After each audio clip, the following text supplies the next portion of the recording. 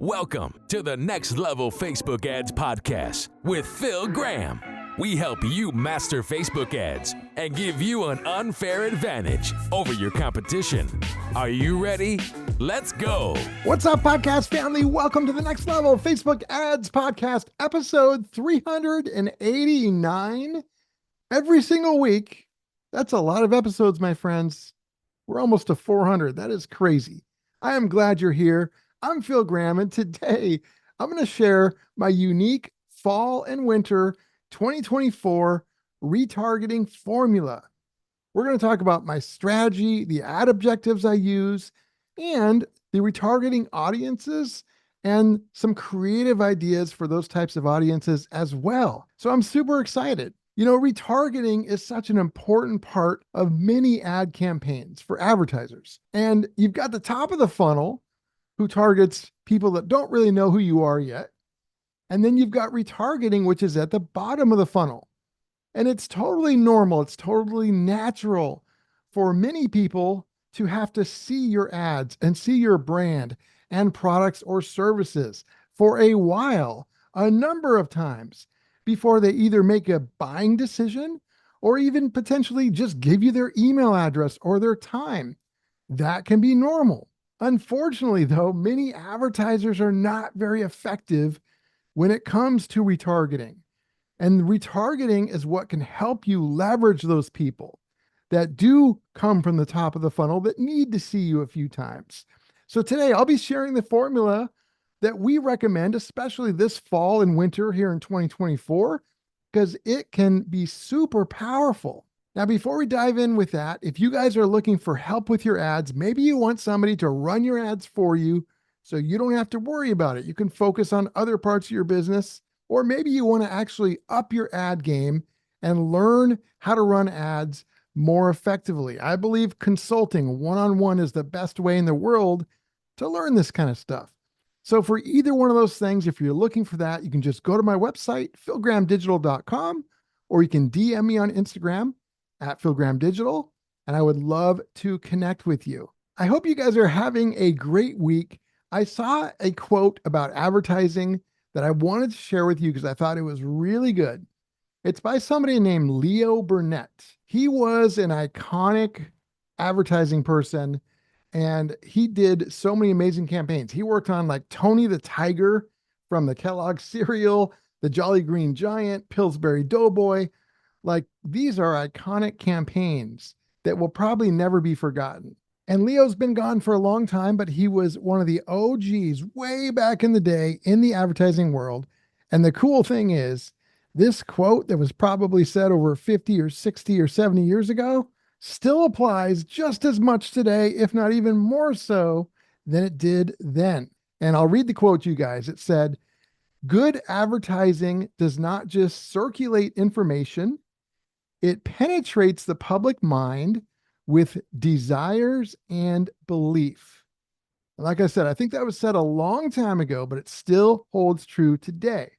I might change the wording a little bit. Instead of circulated information, I might say it doesn't just offer or give information, but it really is about emotion and helping people feel something. And so I thought that quote was really good, and I wanted to make sure and share it with you guys. Remember, ads are not just about words, pictures, or videos. They're about feelings, desires, value, and emotion. So always remember that when you're running your ads. Obviously, not every ad is going to look like that or have that kind of effect.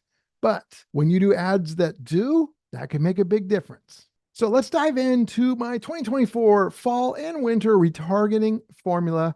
I'll be sharing the strategy, the objectives, and the retargeting audiences and creative ideas that I recommend. And we're going to start with the strategy. So the overall high-level strategy is we want to leverage all of your low-hanging fruit and opportunities that you have hopefully already created at the top of the funnel. And that can be through your ads, that could be through things you've done organically, and really a combination of both. But at the top of the funnel, you should be doing things that are getting people who are essentially a cold audience who don't know who you are and getting them into the warm audience. And this is what we want to leverage with our retargeting. Remember, people need to sometimes see you a number of times before they will take an action, before they'll trust you. That's where retargeting comes in. Secondly, for part of this strategy, we're not just going to leverage that, we're going to get and stay in front of these potential customers and clients who are now at the bottom of the funnel because they're a warm audience. We're going to stay in front of them consistently with ads, but non-spammy ads and ads that are not annoying to them. We don't want to tick them off, or else that's not going to work very well. And then also part of this strategy is we want to continue to educate them, to give value, to inspire, to have emotion in our ads, but we can also do that with a call to action. So we can still ask for the sale while doing those other things, especially in our retargeting ads. And then the last part of this strategy, of course, as always, we want to continue to measure the data and adapt to what it's telling us. That's always going to be a big, important key for everything we do. So now let's jump into the ad objectives. Now, I use all kinds of different objectives. Of course, the sales one is my favorite. I use that a lot, but I also use other objectives like traffic, video views, awareness, and other things like that. Now, when it comes to retargeting, I'll use multiple objectives, but one of my favorites that I like to recommend and I like to use is the awareness objective. Now, if somebody's in the retargeting audience, it's not going to be some huge audience of millions of people because they have had to do something to get into the retargeting audience, whether they became a lead or visited your website or watched a video. So it's not going to be some insane amount of people that's really large. So it's already some lower hanging fruit. They've already done something to show that they might be a good potential to buy something. What I want to do is I want to reach as many of that smaller batch of people as possible. And I really like awareness for that. Now, sometimes I will use traffic or something else for that, but awareness is something that I think not enough people use that can be really good in a lot of situations. And then the second part of that objective that I really like for this retargeting is the fact that you can set what's called a frequency cap. You can do this in the ad set level. And essentially what you can do is you can cap the amount of times somebody will see a retargeting ad. So for example, let's say you launch a new retargeting ad. You don't have a huge audience, so you don't want them to see it over and over again 25 times. If that's the case, then what you can do is you can set a frequency cap. Let's say you want them to see it no more than once every 7 days or 5 days, or whatever the case may be. You can set what you want in terms of that timeline, but that will help you to make sure that you're not inundating people with the same ad over and over. And you can set a frequency cap for each retargeting ad you run or just for certain ads. We don't do this on every retargeting ad, but I really like this for certain situations, and it's part of that awareness objective. So if I were you, I would definitely test the awareness objective using reach and that frequency cap with your retargeting and see how that works for you, because I really like it. So we've got our strategy, we've got our objectives. Part 3 is the retargeting audiences that I like to use, as well as a couple creative ideas that you might use with these audiences. So I've got a number of different audiences. I'm going to go down the list really quickly. Number 1 is I will target people based off of the time they spent on the website. So in your retargeting options, when you're creating those audiences, there's going to be something called visitors by time spent. And you can do like the top 25% or something like that. So people who have spent a lot of time on your website, and then you can define the amount of days, maybe in the last 30 days, for example. That's some low hanging fruit. That's a good opportunity for a retargeting audience. So if you do that, you might send them just a special offer. You know that they've been on the website recently. If you want to, you can exclude people that have purchased, so you're not sending it to those people as well. But that's a really good audience to target.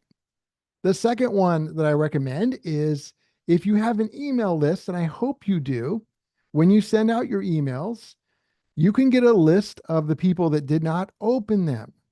So for example, I'm just going to use some random numbers. Let's say you had 1,000 people on your email list. If you had a normal open rate, it might be 10 to 20%, somewhere around there. Let's be nice and say you got a 20% open rate. Well, if you have got 1,000 people, that means 800 out of the 1,000 did not open your email.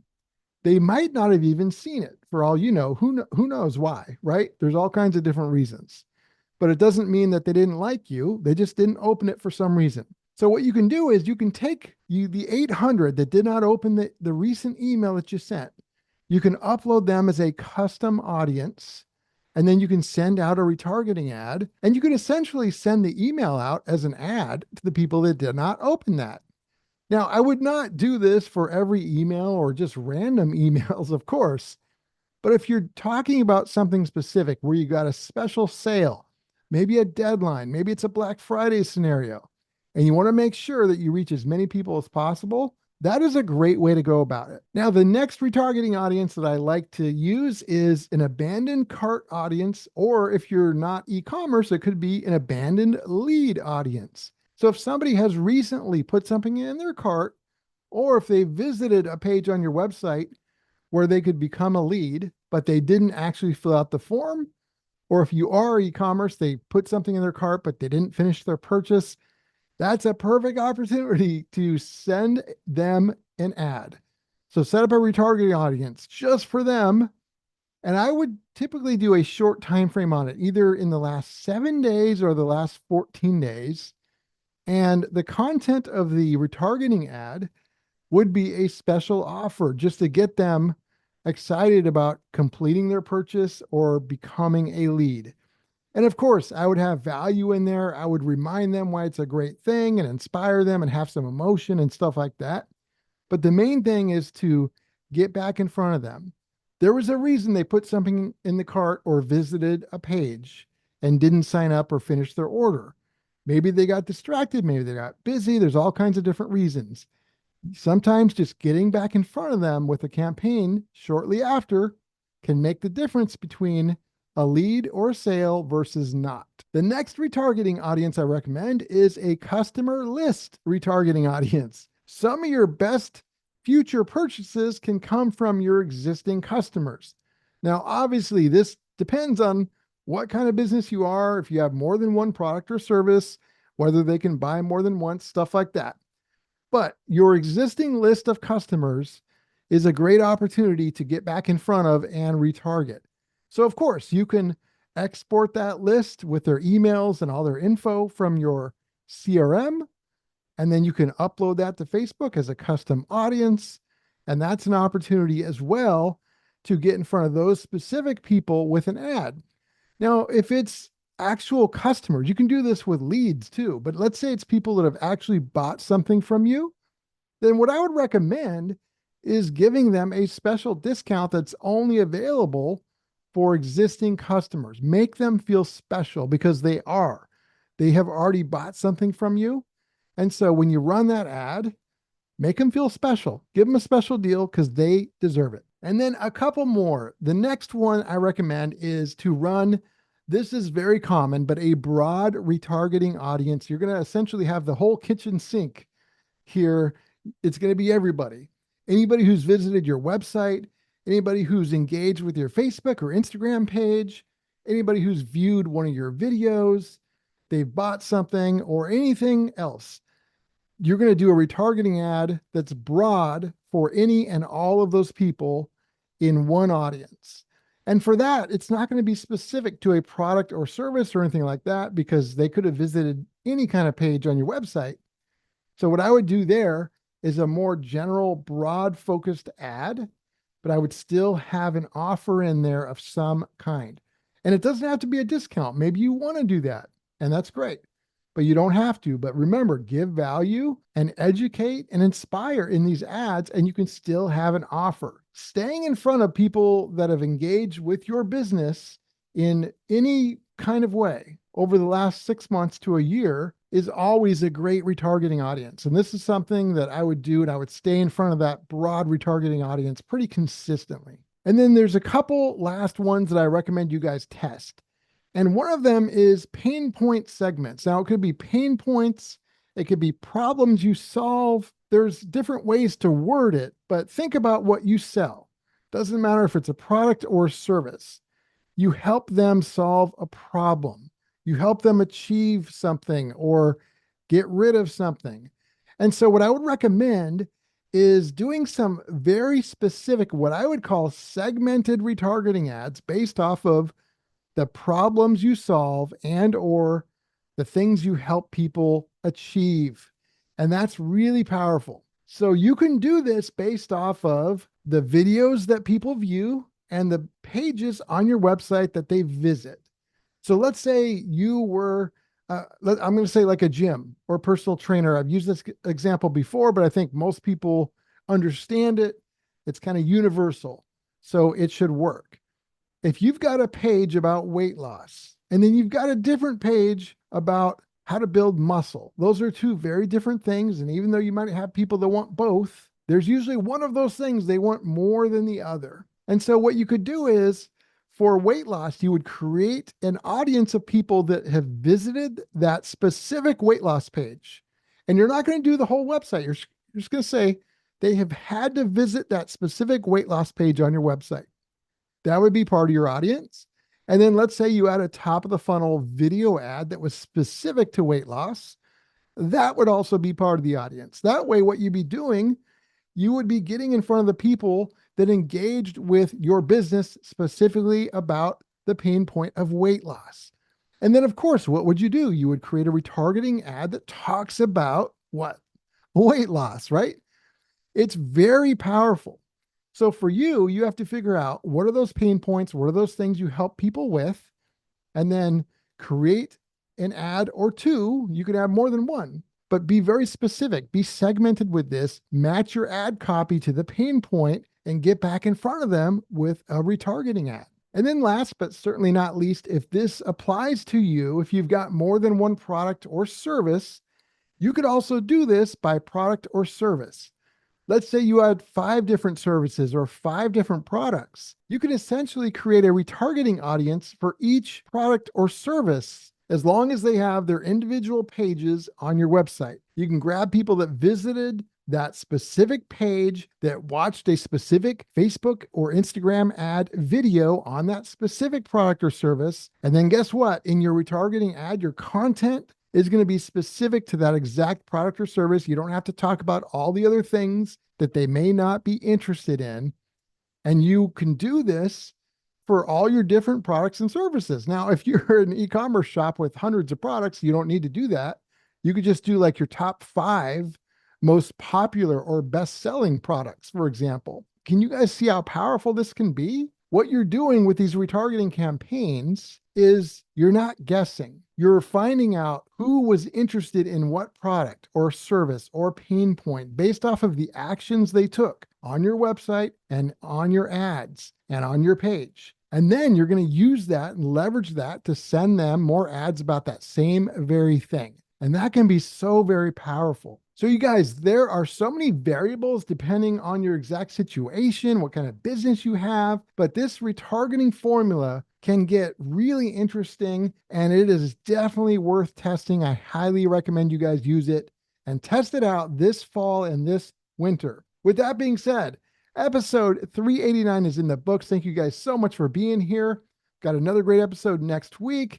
If you want to get in touch, philgrahamdigital.com is the website, or you can DM me on Instagram at philgrahamdigital, and I will talk to you on next week's episode. Peace out. Thanks for listening to the Next Level Facebook Ads Podcast. Please remember to subscribe and share this with all your friends. For show notes, more tips, and to learn more about Phil, please visit philgrahamdigital.com/podcast.